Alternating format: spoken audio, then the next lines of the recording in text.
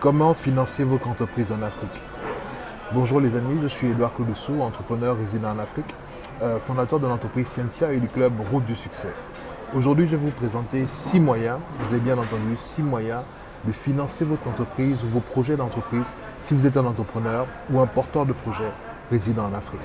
Avant que nous rentrions dans le vif du sujet, il est important, il est primordial que vous compreniez que l'argent répond à la valeur. En réalité, l'argent est la contrepartie de la valeur que nous apportons à nos clients, de la valeur que nous apportons à nos investisseurs. Ok?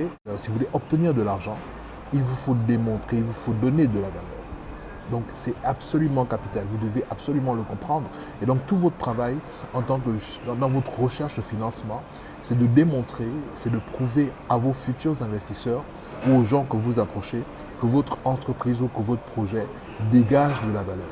Et cette valeur doit être clairement identifiable. Quand la valeur est évidente, la décision devient facile.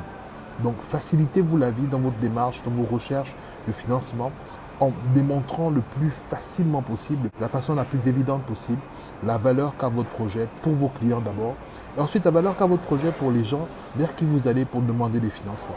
Si vous avez des difficultés à comprendre la notion de valeur, laissez-moi simplement un commentaire en dessous et je reviendrai de façon plus détaillée dans une prochaine vidéo pour vous expliquer plus clairement la notion de valeur que doit dégager ou alors que doit avoir votre projet ou votre entreprise. La première source de financement dont je vais parler avec vous, c'est ce qu'on appelle le love money. Okay? Le love money, c'est l'argent que vous donne pour vous lancer, pour vous aider, vos proches, vos amis qui vous aiment et qui vous soutiennent. Donc, en réalité, c'est comme son nom l'indique, c'est de l'argent que vous gagnez, okay, mais qui provient de l'affection, qui provient des sentiments amicaux qu'ont les gens autour de vous, qu'ont vos proches pour vous. Donc en réalité, ce n'est pas vraiment votre projet qu'ils soutiennent, mais c'est plutôt vous qu'ils soutiennent. Donc des fois, le love money peut être un mauvais indicateur tout justement sur la pertinence ou alors sur la valeur que dégage votre projet. Parce qu'en réalité, ce n'est pas tellement le projet que les gens financent, mais c'est vous. Ils veulent vous encourager à aller de l'avant, ils peuvent vous encourager à vous lancer. Ils savent que ce n'est pas toujours facile et donc ils veulent être un soutien pour vous. Donc voici un peu c'est quoi le love money. La deuxième source de financement de votre entreprise peut être les concours de start-up ou encore les concours de projets d'entreprise. Okay? Personnellement, c'est le moyen que j'ai utilisé pour pouvoir financer ma première start-up qui s'appelle Scientia et qui travaille dans le secteur éducatif. Ce qu'il faut savoir par rapport au concours, c'est que généralement, les projets qui sont soutenus, les projets gagnants, sont des projets qui ont un impact dans la communauté, un impact dans la société. Donc, si vous voulez utiliser ce moyen de financement, vous devez veiller à ce que le projet que vous allez développer ait un impact positif dans votre société, ait un impact positif dans votre communauté, vienne régler un problème général au sein de votre société. Et ça, c'est extrêmement important. Aujourd'hui, par exemple, dans la plupart des concours qui se font, les projets recherchés sont des projets qui sont alignés avec les SDG. Okay, donc le programme tout justement qui est lancé par les Nations Unies pour pouvoir améliorer la qualité de vie à l'échelle mondiale. Okay? Donc vous devez vous assurer, si vous voulez opter pour cette source de financement-là, que votre projet soit un projet d'intérêt général, un projet, ce qu'on appelle un projet social, qui a un impact clair et évident pour votre environnement, pour la société dans laquelle vous vivez. La troisième façon de financer votre entreprise, c'est d'avoir recours à ce qu'on appelle les business angels. C'est quoi les business angels? Ce sont des entrepreneurs à succès ou des chefs d'entreprise ou alors des responsables, des hauts cadres de grandes entreprises qui ont eu assez de moyens pour pouvoir en mettre un peu de côté et qui souhaitent venir soutenir les jeunes entrepreneurs qui se lancent, les accompagner, leur donner le financement nécessaire pour ce qu'on appelle l'amorçage, mais aussi pouvoir contribuer à l'évolution de l'entreprise au travers des conseils, au travers de mentoring et tout ça. Et donc, les business angels sont là pour venir aider les jeunes entreprises qui veulent se lancer. La grande difficulté avec les business angels, c'est qu'il faut pouvoir les trouver et il faut aussi qu'ils puissent vous trouver. Et la seule solution à ça, c'est que vous développiez votre réseau professionnel.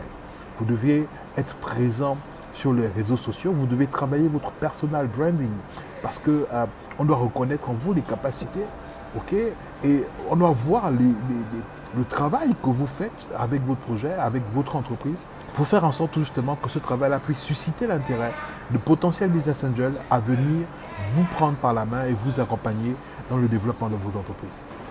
Si vous voulez avoir plus d'informations sur le personal branding ou simplement sur comment développer votre réseau professionnel, laissez-moi simplement un commentaire en dessous et je reviendrai dessus dans une prochaine vidéo. La quatrième façon de financer votre entreprise, c'est d'avoir recours à ce qu'on appelle les venture capitalistes.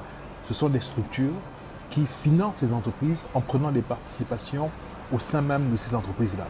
Comment ça se passe? Donc, ils vous apportent le financement nécessaire. Vous devez naturellement être déjà une entreprise constituée, qui a déjà un portefeuille clientèle et qui veut passer à un niveau supérieur au niveau de sa croissance. Okay, donc, ils viennent dans votre entreprise, ils achètent des parts de capital, ils vous financent tout justement et au bout de 4 ans, 5 ans, 10 ans, ils ressortent en vous vendant les parts qu'ils vous ont pris naturellement via majoré de l'effet de croissance qu'il y a eu au sein de votre entreprise. La grande difficulté avec ce mode de financement-là, c'est que déjà, vous devez démontrer que votre entreprise fonctionne, qu'elle a des clients, qu'elle a de bons chiffres, qu'il y a de la croissance dans votre façon de fonctionner, dans votre gestion quotidienne. Mais aussi, vous devez avoir un dossier bien préparé.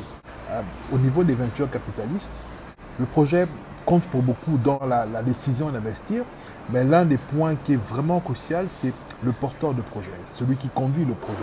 Donc il se peut même que, parce qu'ils veulent investir dans votre entreprise, ils demandent à ce que la personne qui gère l'entreprise ne soit pas directement vous qui avez lancé l'entreprise, mais soit quelqu'un d'autre qui juge plus qualifié et plus à même de pouvoir aider l'entreprise à atteindre ses objectifs de croissance. Donc voilà en gros comment fonctionne le financement via les ventures capitalistes. Le cinquième moyen de financer votre entreprise, qui pour moi est le meilleur d'entre tous, c'est simplement le fait que vos clients achètent vos produits. Si vos clients achètent vos produits, ça veut dire que vous faites un chiffre d'affaires, donc vous avez des revenus et de facto, normalement, vous devriez avoir du profit. Et c'est le profit que vous faites justement par la vente de vos produits qui va permettre à ce que vous puissiez financer la croissance de votre entreprise. Il n'y a aucun meilleur moyen de financer votre entreprise si ce n'est par la vente de votre produit. Et ça prouve à 100% que vous avez une entreprise qui fonctionne, vous avez des clients qui payent, vous avez de l'argent qui rentre. Et si vous réussissez à financer votre entreprise par ce moyen-là, tous les autres moyens vous seront acquis de facto.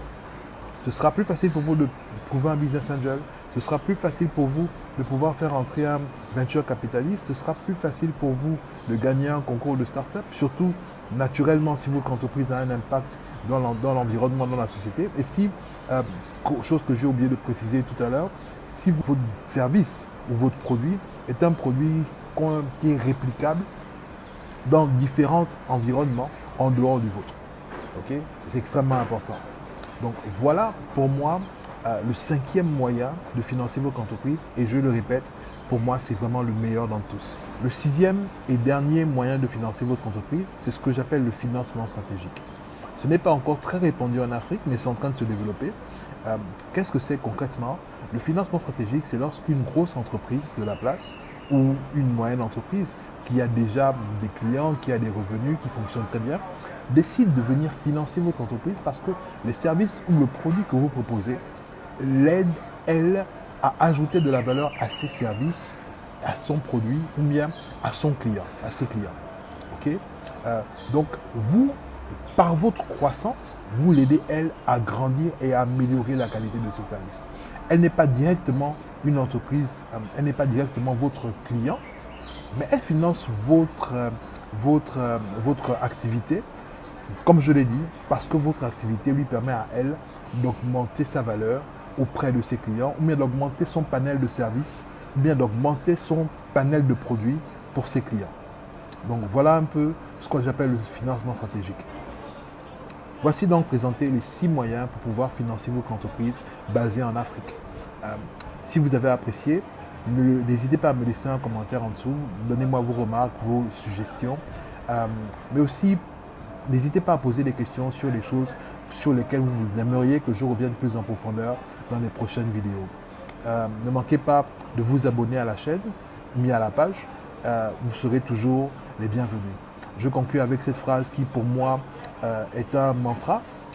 Fais de ton mieux, mais que ton mieux soit toujours le meilleur. Ciao et que Dieu vous bénisse.